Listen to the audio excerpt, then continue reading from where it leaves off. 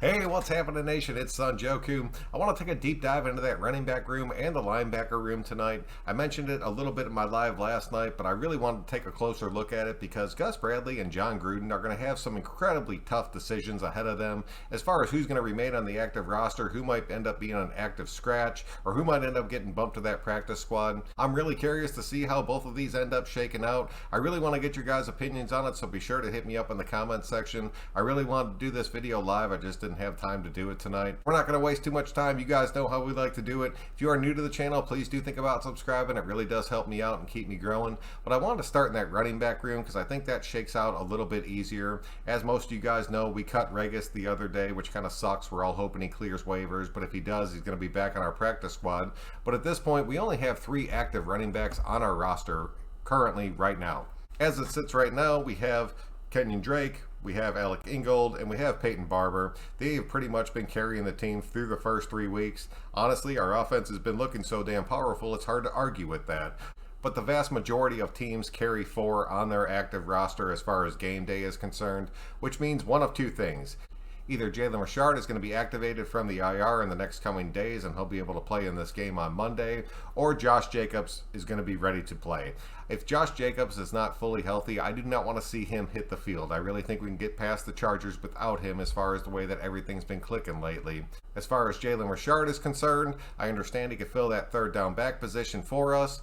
But I'm really curious to see which one of these guys ends up playing in this game, because by us cutting Regis, it means that one of these 2 are ready to go for this game. I'm not going to lie to you guys, I want it to be Josh Jacobs, but I want him to be 100% healthy. I do not want to see us rush him back, him end up busting that toe up a little bit more, and then he does get placed on the IR. That would completely suck. But if it's Jalen Richard, I do not see this offense changing too much, and I really think you need to bring a high-power passing offense against this Chargers defense if you want to stay in this game and end up winning this game. The other huge question that I had is once Josh Jacobs is fully healthy, once Jalen Richard is activated from the IR, there's really no need to make a cut because we've already cut Regis. Do we end up rolling with 5 running backs through the remainder of the season and only activating 4 on game day? Or is one of these guys getting bumped to the practice squad, or is one of these guys possibly getting cut off the team? That's really what I wanted to ask you guys tonight, because I think we all saw the rest of this playing out, because Josh Jacobs is not going anywhere. Kenyon Drake is not going anywhere. Alec Ingold is not going anywhere. So it pretty much comes down to Peyton Barber or Jalen Richard and which one of those guys you want to see stick on this team. I understand that Peyton Barber's coming off a huge week, and we've seen that Jalen Richard brings to the table for us already. Do you continue to roll with Barber and just kind of see how it plays out? Do you bring Jalen back in and get into that same setup that you kind of similar had last season? This is a big one for me. I'm really watching this room extremely close right now, so definitely hit me up and give me your thoughts on it. I want to go ahead and jump over to the linebacker room now. This one really is curious to me because Javen White and Nicholas Morrow were both on IR. So once they are activated, you have to free up those roster spots. In my live last night, we were talking about Nick Wachowski possibly being traded before the trade deadline, just because he really doesn't fit Gus Bradley's system exactly. But Nick Wachowski was a fucking stud for us last year. He stepped up when not many other people were. I really like this kid. I loved bringing him onto this team, and I love having him on this team. I understand that the fit is not perfect, but he's still a beast on special teams. He's still a beast against the run, playing that linebacker position. I'm really curious to see how that shakes out. But these 2 guys being healthy and getting back onto this active 53-man roster, it's huge for us because it adds more depth and it has me excited as shit. I just really don't know what's going to happen once they are fully activated and back on the team. Part of me sees Diablo going to the practice squad just because of the way that we've seen his performance so far and what we've seen through the preseason. Even though he was banged up, he might need a little bit of extra time. So you move him to the practice squad, that frees up a spot for one of these guys to come back to the active roster. Most teams carry 6 linebackers on their game day rosters. Perryman has been playing awesome for us, right? I don't think is going anywhere. Littleton has stepped up in such a major damn way, and I've been so damn happy to see that. Nicholas Morrow versus Perryman is going to be a real competition that we have to see how that shakes out, because they both play that inside. If we shifted to that 3-4 once they're both back, I'd be happy as shit, but I honestly don't see that happening.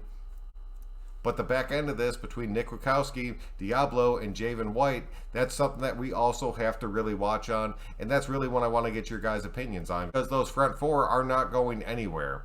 but there's been some question marks on those back three. Javen White, I think, is going to need a little bit more time, so I think you're going to end up seeing Morrow activated, Diablo moved to the practice squad, Javen White sticks around for a little bit longer. If he comes back before that trade deadline, then you got a legitimate shot at dealing Nick off of this team, which I would hate to see, but it is a definite possibility. And that would solidify this linebacker room. But if you end up keeping Nick, Javen White gets activated, at that point, are you cutting one of those two guys? Is one of those guys going to the practice squad? I think Nick would be pissed if he ended up going to the practice squad. But if I had to call it right now, Morrow gets activated, Diablo ends up going to the practice squad. I don't think that would be too big of a deal. We'd end up just shuffling somebody off that practice squad to fill in. Javen White stays on the IR. And then we're rolling with these 5 linebackers going into next week. I'd be happy as shit if these were our 5 linebackers going into that game versus the Chargers.